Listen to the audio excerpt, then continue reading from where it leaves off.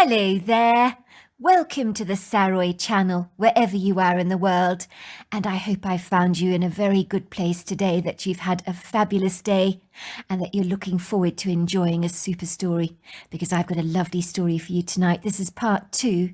So if you've missed out on part 1, don't forget to click on the description and go back to it, because you don't want to miss the whole story. I hope you're doing marvellously well, and love to each and every one of you. So before we continue with part 2 of our story, don't forget to subscribe to the channel, click the notification bell and the thumbs up, and let's continue with part 2. I stood there staring after her in confounded disbelief. Had she really said that to me? Talk about kicking a dog when he's down.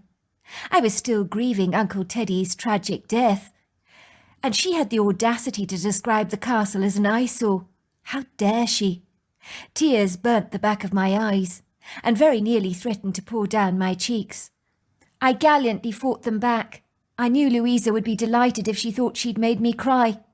An unquenchable anger burned through my veins. I could feel my cheeks growing hot and my face flushing red. I knew Louisa's words were designed to rile me up. She wanted to rattle my cage, cause offence, and ruffle my feathers. I remember her clearly saying as a young girl, "I love the castle. It's like a fairy tale, isn't it? A place of real magic." But now she had retracted her words and called Uncle Teddy's fairy tale an ugly purple blot on the landscape. The cashier cleared her throat. "Never mind her," she said to me. "She's like that to everyone around here. Nobody likes her in town, you know. I think she hates everyone. She ended up giving birth to a child with issues. She thinks that everybody else has it easy compared to her. So she just lashes out at people like a belligerent dog. She told the pastor in town she hated God, as God played favourites and she wasn't one of them, and he was punishing her all the time. I think if she had her way, she'd drop her autistic child like a flat pancake on anyone who'd have him. She resents the child, you know. You can see it in her face. I'm sure he can sense her indignation. Kids are clever, you know. They know when they're not wanted. Louisa thinks everybody is out to get her. My mother's a nurse. She's seen capricious behaviour like this before. Self-pitying people who think life has treated them unfairly and are begrudging because of it. It's like they think no one else has it tough except them. I think that's why Louisa's so spiteful, putting people down all the time, hurting them. It makes her feel better about herself. My mother says it evens the score for her. She's hurting, so she decides to hurt someone else, and that makes her feel so much better. So if she was rude to you, don't let it get you down. She's not a nice person, period." The cashier blew a pink bubble, which popped with a loud smatter against her face. But she retrieved it with her tongue and happily continued to chew away while she ran up my shopping. "Is she really that horrible to everyone?" I asked in surprise, unloading my shopping onto the conveyor belt. "I thought I was the only member of that exclusive club. We had a big falling out 15 years ago, you see. This is the first time I've seen her since then. I'm back in town. I haven't been here for years. At one time I considered Louisa my very best friend, but not anymore." The cashier pulled a face. "You're kidding me, are you? You were actually best friends with Louisa? I'm surprised you had any friends at all. Don't kid yourself. I've been working in the store for 5 years now. And believe me, if anyone in town is upset, you mark my words, Louisa is likely behind it. She's upset a lot of folk here, you know, with her brusque, uncouth manners. She told Mr. Rankling that he looked so old, like a shriveled-up tortoise. I mean, you might believe that's true, but you don't say that to someone, do you? She hasn't got any boundaries because she doesn't respect people's feelings. She can be indelicately graceless and uncouth, believe me." "Maybe she's got the hide of a rhinoceros," I said. "She was a bit like that when she was younger." "That's an excellent way to put it. I like that. The hide of a rhinoceros. That's Louisa for you," said the cashier, whose name was Gemma. "Oh my God, you're not," she asked me suddenly, looking at me through her blue eyes that grew wider and wider. Are you Teddy Sinclair's niece? You're not, are you? I nodded. I am, I said. How do you know? The cashier's face lit up like a Christmas tree. Oh, my word! It really is you! I heard you and your mother were coming to town, and now you're here. That's so brilliant. Oh, I loved Teddy Sinclair. Your uncle was the coolest man I've ever known. Everyone around here adored him. He was quite the sparkling, effervescent, flamboyant character, dressed to the nines in dashing theatrical clothing. I remember he invited the townsfolk to the castle for a barbecue once. Oh, we had the best time ever. People still talk about that party now. Everyone was dancing under the moon till the early hours of the morning. Oh, and that house! It was like something out of an enchanting kid's fairy tale book. I remember asking my mother if that was the tower where Rapunzel let out her long golden hair. She giggled. My mother said to me, "That's right. This was Rapunzel's castle. How did you know?" And I believed her for a long time, you know. You like the castle? I asked her. Oh, you kidding me? It's the best house in these parts. I like something a little bit different, you know. I thanked the kind cashier profusely and hurriedly went back to the parking bay to offload my shopping in the trunk of my mother's green Land Rover Discovery. As I drove back to Uncle Teddy's castle, the truck rattled precariously along windy dirt roads. Its heavy-duty tyres seamlessly rolled over some of the craggy, uneven crevices and pitted potholes in the rough, rather stony road, with the occasional buoyant, bumpy jerk. My knuckles were clenched to the steering wheel so tightly I could actually see their whites. The affronted anger I was feeling was coursing through my veins. As I soberly reflected on Louisa's discourtesy at the store, it made me seethe. How I wished I'd never met that woman. I wish I could go back in time, to when I was sitting on the porch step, shelling peas all those years ago. I would have told her to go away. You're trespassing on private property. I should have said that. Instead, in my naive ignorance and callow innocence, I had magnanimously invited her into our home. Louisa had become like a prominent, very special member of our family, the sister I'd never had.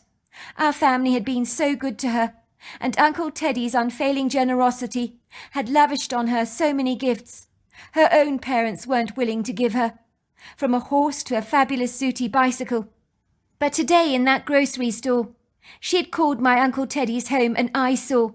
How dare she speak so unkindly of my generous uncle, after his tender kindness and genuine concern he'd extended towards her all those years ago.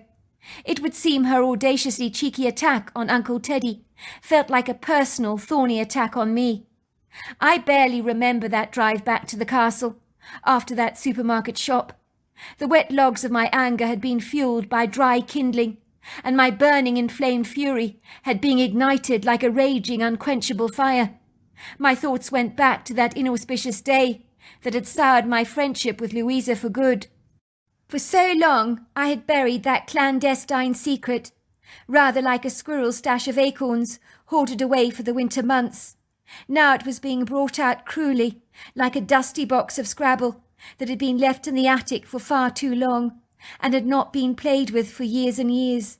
Slowly the box is opened, the dust wiped away, the cobwebs discarded, the pieces scattered.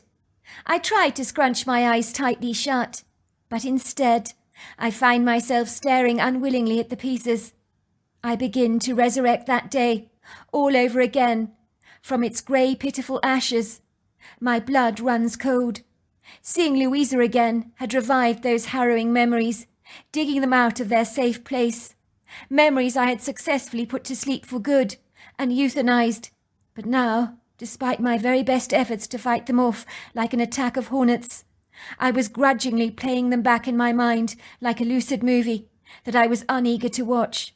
But try as I might to obliterate my account of that bodeful day, it all but refused to go away, and stuck to my mind like a hardened chewing gum under your desk that you simply cannot shift. I found myself going back to that day and reliving it all over again. It had started like any other day, That's what they always say on the day when a disaster is about to ensue. No one ever saw it coming. It was certainly like that for me and Louisa. She had arrived at my home, and we had both decided to go for a walk by the stream in the woodgrove. We were about 15 years old at the time, and were very preoccupied with the subject of boys. We'd gone upstairs to put makeup on each other, which Louisa had to remove before she went back home, because if her mulish, opinionated father saw her wearing makeup, he'd do his nut. For some reason he thought a young teenager wearing makeup was sending out the wrong signals to boys in town, who'd clearly get a distorted impression of his spotless daughter, and believe her to be a girl of low moral standing. "Makeup at 15 years old is ridiculous," he'd claim. "Do you really want to look like a tart?" Louisa and I were happily laughing and chatting, making each other's faces up. She was trying on some of my clothes. She loved the extensive variety of clothes in my wardrobe, as Uncle Teddy would buy me really glitzy, fashionable stuff that Louisa's parents would probably regard as frivolous, impractical, and quite ridiculous for a 15-year-old girl to have in her wardrobe. But Uncle Teddy believed in being flamboyant. "I'm so jealous of your wardrobe, Cat," she'd say to me. "Do you mind if I wear your silver T-shirt today? It's an amazing colour." "Go ahead, wear anything you like." I was very pleased to share my wardrobe with my best friend. I happily watched Louisa put on my sparkling T-shirt, along with a pair of my zooty denim shorts and my silver sneakers. I did think she looked amazing. The clothes she normally wore were so incredibly dull. "You look great." "I do, don't I?" said Louisa proudly, examining her reflection in the mirror from every side, with an expression of satisfaction on her face. "Too bad I'll have to change before I go home. If my dad saw me wearing this, he'd think I looked like a slag. I'd never hear the end of it. I wish Bobby Fairfield could see me like this. He never ever looks at me. I think he likes that girl, Kathy. I mean, I'm much prettier than Kathy, aren't I? But he never ever gives me a second glance. If he saw me wearing this silver T-shirt, he would look at me. I know he would. But my mother always makes me wear boringly practical clothes in town that make me look like a boy. Do you know I don't even own a dress? That's not normal." I scrunched up my face disapprovingly. "Why is your dad so straight-laced? What's wrong with sparkling clothes?" "I think my dad thinks that if I wear stuff that draws attention to me, that I'm doing it on purpose to get noticed by all the boys, and he thinks that that will make me look cheap." "So does he think my Uncle Teddy is cheap because of the loud clothes he always wears?" I asked. "That's different, and you know it is. Anyway, my dad loves your Uncle Teddy. Everybody does. But he doesn't see the loud way he dresses as cheap because he's a man, and that is different. But if a woman dressed like Uncle Teddy, he'd say she wanted to be the centre of attention." "That's ridiculous," I said. "It's called freedom of expression. That's why Uncle Teddy dresses like he does. That's why he built the castle. It's called expressing yourself. I'm not even sure he wants to draw attention to himself. I just know he loves colour, he likes being dramatic and theatrical and being different, and there's nothing wrong with that. Try telling my obstinate father that. He'd never listen to you. I tell you what, let's get out of here. It's stuffy in your bedroom. Let's go and talk by the stream in the woodgrove. It's a beautiful day. After the cold winter we've had, it'll be great to sit by the water. It's a long time since we last did that." I agreed. It indeed was a beautiful spring day in Colorado, with the Russian hawthorns, mountain ashes, coffee trees and service berries alive with blossom, tangled in between cottonwoods, junipers, logpole pines, quaking aspen trees and spruces. My uncle's woodgrove was luxuriously furnished with an eclectic mix of trees, some tall, slender, verdant and lofty, others sculptural, theatrical and dramatic, all as individual and unique as Uncle Teddy was himself. It was a fabulously fine day. The sky was a cup of blue, without a cotton candy cloud in sight, and the rolling landscape was upholstered with a plethora of luxurious emerald quilts that was spread out resplendently across the countryside. In the distance you could see the undulating valley and the silvery silhouettes of the mountains smudging the skyline with their watercolour-like impressions. In the meadows, my uncle's black and bay American quarter horses frolicked away happily under the twinkling light of the morning. As two teenage girls, we didn't walk to the forest, we skipped, our buoyant, enthusiastic bodies bouncing in our sneakers, our senses fully engaged in the marvellous scents, sounds and feel of the forest. For us it was escapism in every sense of the word, as if we were being thrillingly dragged away from our regular cycle of existence and entering into an enchanting, bedazzling world that spinned on its own axis. Many people ridicule the word magic, say it doesn't exist, but I promise you, magic is real. My Uncle Teddy's woodgrove was magic.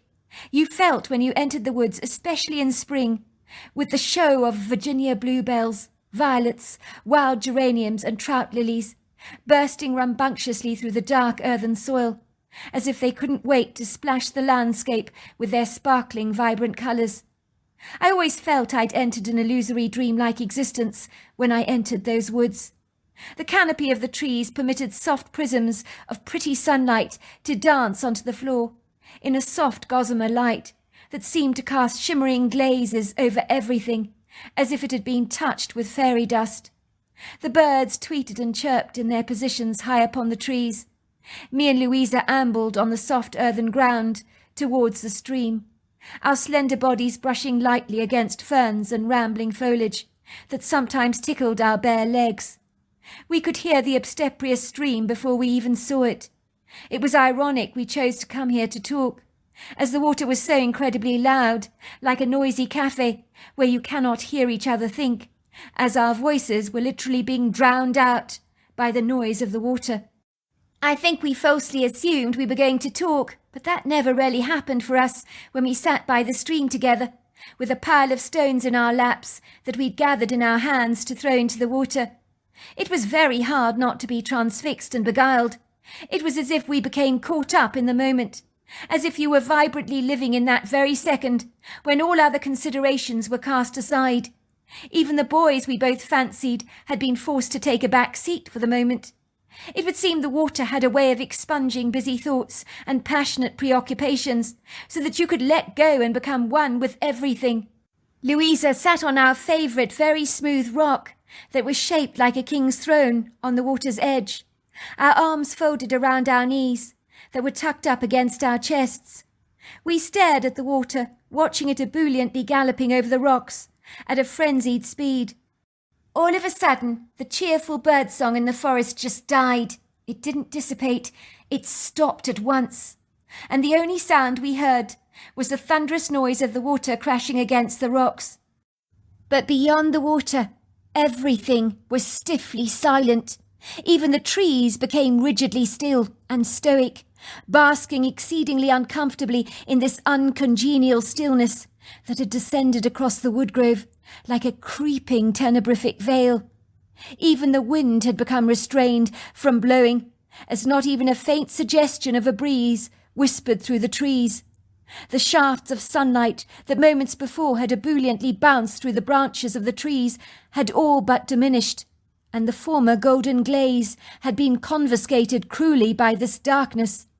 The forest became steeped in a bodeful, monotonous, coffee-coloured haze that I'd never encountered before, as if someone had switched down the dimmer switch and wilfully expunged the light. I suddenly got the overwhelming sense that something or someone was watching us. I could tell that Louisa felt it too, when I glanced up briefly at her face. It had become a ghostly white colour, and her eyes had grown as wide as saucers. I was sure I could see fear in her eyes, and certainly if I observed my own in a mirror, I'm sure they would have conveyed the obvious angst that I was beginning to feel, as an icy cold chill descended down my spine, as if a snake was crawling down my t-shirt. "Something's watching us," she whispered. "I think we need to get out of here." I glanced around the woodgrove, my heart pounding violently in my chest, more furiously than the powerful jetting streams of water that seemed subdued compared to my thundering heart. I'd never felt such an irrational fear like this before. Granted, I couldn't see anything, but the sense of a dreadful foreboding was all-consuming. It was like I knew that something was there, even though I couldn't see it. Its eyes were burning into me, as if searing into my skin with red-hot coals. I knew something was there. I could feel an evil that had rudely entered our enchanted world, like an unwanted impostor that had no right to be here, for even the birds sensed it didn't belong. But whatever it was, we couldn't see it. I began to physically shake as I rose reluctantly to my feet, but Louisa remained seated on the rock, her eyes cautiously scanning the woodgrove for any signs of obvious movement. Finally, her eyes spontaneously lifted upwards towards the oak tree on the opposite side of the stream, and when she looked into the higher branches, I heard her audibly gasp. I followed her gaze, and that was when I saw it. My first thought was, this just can't be. It can't be. It was standing there on the branch, basking in the pleasure of our abject horror, thoroughly enjoying the terror that coursed through our veins, eating our fear like a delicious, delectable aperitif at a state banquet. I have no idea what this thing was, but believe me when I say to you, it was not welcome in our world. It did not belong here. It looked like something that had been purged from the portal of the underworld, where the souls of the damned surely reside.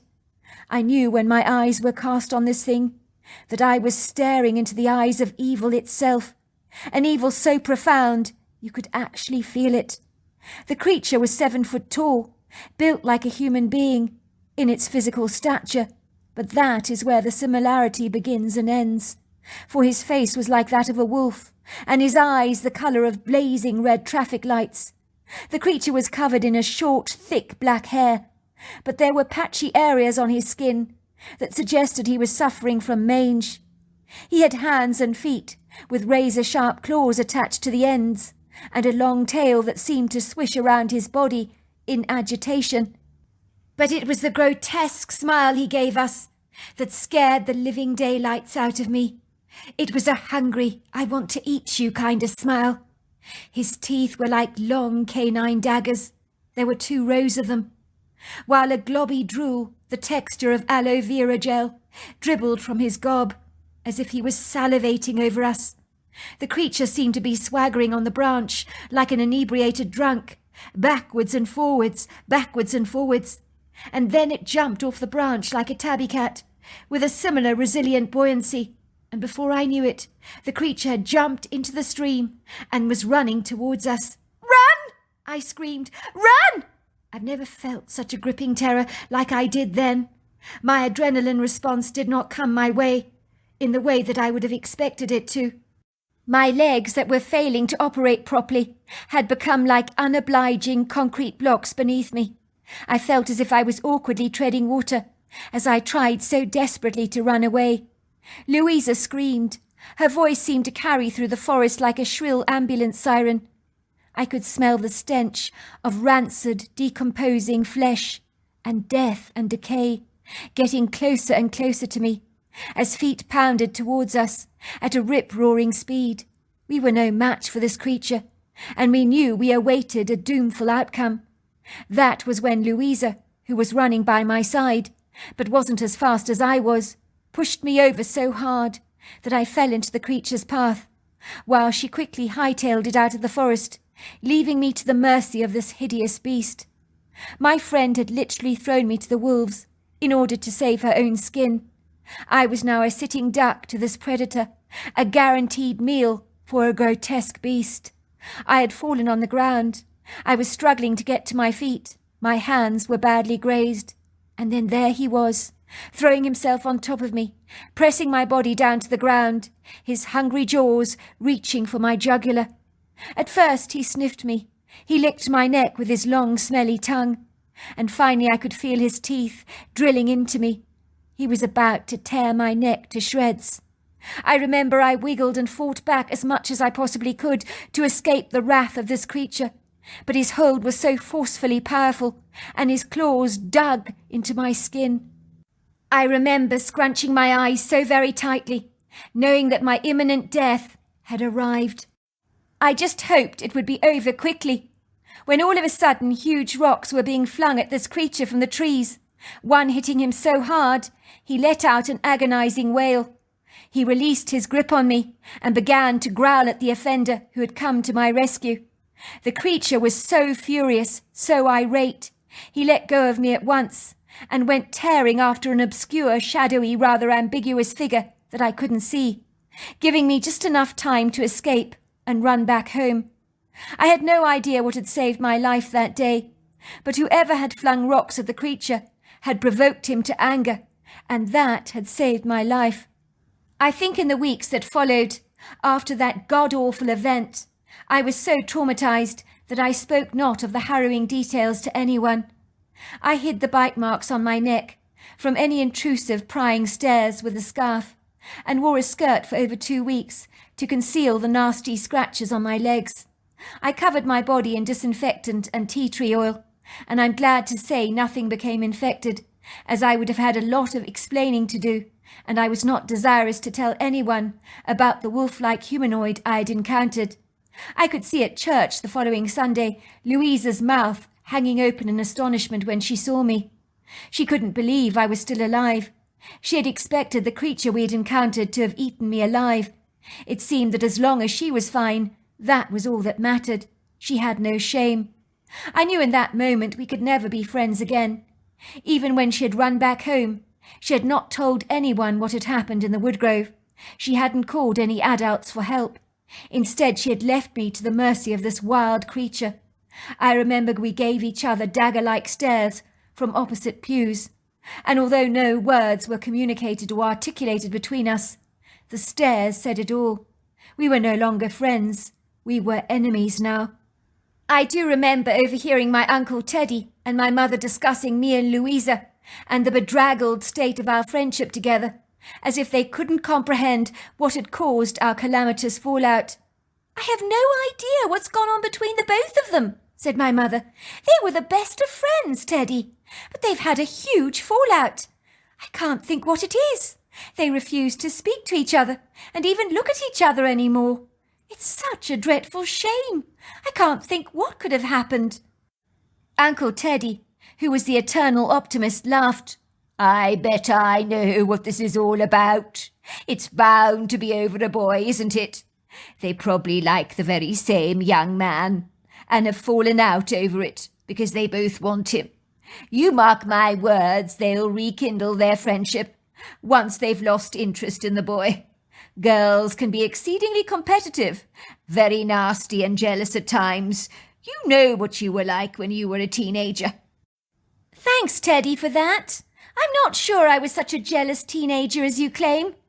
But I hope you're right." My mother had put her hand on her heart and looked reflective. "No, it's not that, Teddy," she suddenly said vehemently. "I wish it was, but I have a sneaking, unsettling suspicion that something really bad happened between the two of them, and I have a profound sense that their friendship has soured for good. I have a sense that it's finally over." "I hope you're not right about that," said Uncle Teddy. "That would be a travesty." You may wonder why I never told Uncle Teddy or my mother, my closest friends in the entire world, what happened to me that fateful day. But there are some things that you just can't talk about, some things you're reluctant to share, and I'm not even exactly sure why.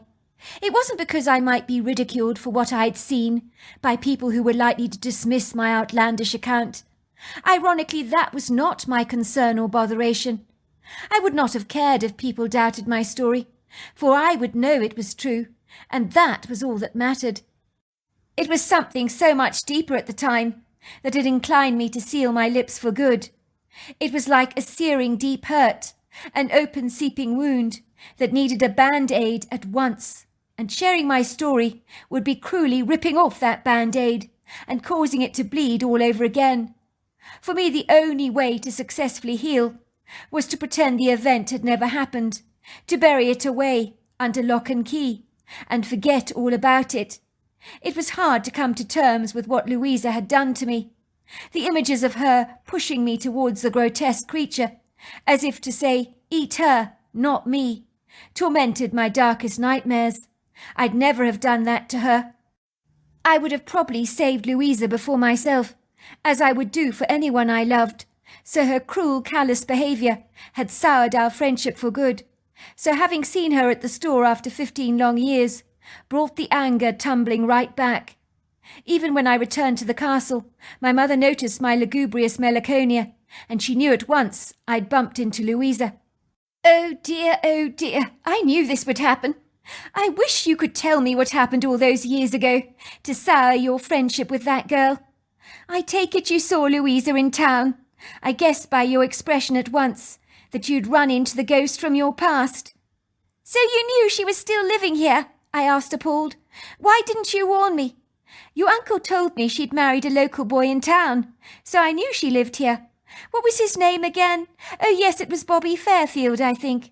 I hate to tell you this, Louisa, but they're still living in the next-door farm from us. Louisa's parents downsized, you know. They're now living in Maine, I believe. They sold the farmhouse to her husband, Bobby Fairfield. So she's still living next door. Bobby Fairfield, I gasped. She married him? You're kidding me. No, I'm not. I remember she had a crush on him when we were 15 years old. She claimed he never gave her the time of day. And now they're married. She certainly has her way to get what she wants, doesn't she? Well, they're married, certainly that, said my mother. But things haven't been easy for the couple. They have an autistic son, you know. He gives them a great deal of stress from what I heard. Louisa's also not desperately popular in town these days. She seems to rub people up the wrong way.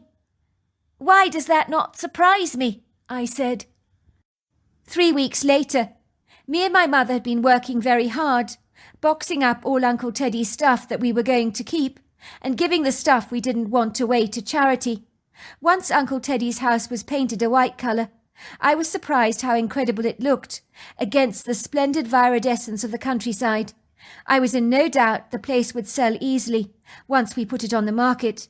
In the last 3 weeks I had seen Louisa around town, even caught brief glimpses of her autistic son, but I avoided her like the plague. I will admit that after my mortifying event in the woodgrove with Louisa 15 years ago, I had never since ventured into my Uncle Teddy's woodgrove again. I had lost all my courage. It seemed to have permanently been tarnished with the horrifying memories of that hideously brutal creature. I began to realise that if I didn't go for a walk in the woodgrove, that I'd never be able to put the event behind me, or clean the slate, so to speak. So on one late afternoon, I told my mother I was going for a stroll to get some fresh air and to stretch out my legs, as I was feeling cramps from having sat on the floor all day, packing boxes. It was a magnificently beautiful afternoon, not too hot, not too cold. The temperature was perfect, the sunlight warm and convivial on my shoulders. I ambled through the knee-high grass of the meadows where my Uncle Teddy's horses used to happily frolic. I made my way with a reluctant trepidation towards the woodgrove. I drew in a deep breath. My heart began to vigorously pound in my chest, and a tiny little voice whispered encouragingly in my heart, "You can do it, Cat. You can do it. I know you can." When I entered the woodgrove, I felt as if I was being welcomed back into this enchanting, tranquil wonderland, as if all the trees remembered me and were delighted to see me again. I could hear the pleasing twitters of the birds high up in the trees, and the peppering of light that showered the forest floor was exactly how I remembered it. Magical. The forest smelt of moss, wild flowers and pine, and I felt as if I was being held in the arms of the natural world and being kissed lovingly by the cool breeze that spirited its way through the trees, brushing me gently with its fresh whispers. The trees swayed and jiggled very slightly, and suddenly I forgot all my anxiety, as if it was all but a bad memory that I had long since abandoned. Soon I could hear the familiar sounds of the water crashing over the sculptural rocks, and I moved eagerly towards it, sitting back on the comfortable king's throne-like rock that I had sat on over 15 years ago. It rekindled pleasanter memories spent with Louisa, when we had made paper boats in the water and paddled in the icy stream, trying to catch the silvery fish that darted by. I glanced briefly at the old oak tree, where I had seen that horrendous beast. In the 15 years since, the tree had grown even more magnificent. I gathered some stones together from the pebbly beach and collected them in my lap, throwing them into the water like coins in a wishing well. I watched the rock slowly drop into the water and that was when I suddenly felt myself being pelted by acorns. I turned around sharply to see a Bigfoot staring at me brightly, with warm, congenial eyes that were so incredibly kind that any fear I should have felt was promptly confiscated by an overwhelming sense of intrigue. The way the Bigfoot was looking at me was as if she was greeting a long-lost old friend that she hadn't seen for a very long time, almost as if she'd known me for all my life. The Bigfoot was 8 foot tall, 700 pounds, tall, lofty, powerful, magnificent. She was covered in dark brown hair with an auburn hue, with a face so incredibly human it almost took my breath away. But what happened next I certainly did not expect. She walked over to me and tapped me confidently on the back, and then she spoke to me in a strange language that was immediately translated into my head. Ikita fokolopa, hikan sakwelana, hisilonosho. I hoped you would come. I've been calling you. I wanted to say goodbye to you before you left this place for good. I've been overseeing you since you were a little girl, but I doubt you remember me. Akatwati amokotonolo, hafakana kulakwa, isikatonolo. I'll never forget that day. The thing nearly killed you. I attacked him with rocks, you know. He came after me, but I killed him. My mouth dropped open. It was you, I gasped. You threw the rocks at the monster that tried to kill me. She nodded. Itwa, I did. Bicatolono, abantikalakwa, isifon chokonosi. Before I go, she said to me, tell your mother the curse has been lifted off your family. She will live long. The Bigfoot patted me on the back again. Kotwanti. Godspeed, she said. Itala kotwa, ikachonolo. It's good to see you. And then she was gone like a bullet into the forest.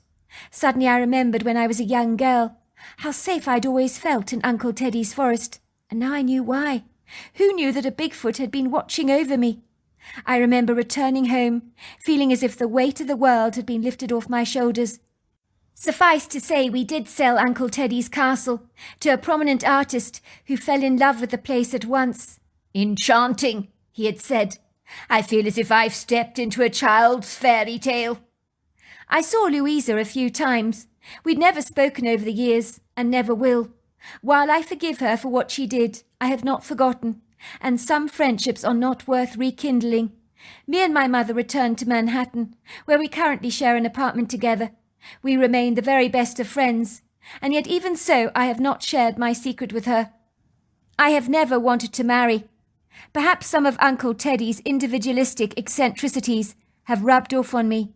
My mother's 60th birthday came and went, and at 75 years old, she's still going strong.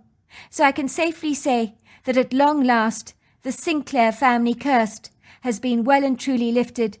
But with me not having any children of my own, I guess I've brought the bloodline to an end. So there you are. That's my story. Wow, what an incredible story. Until next time, goodbye and good night.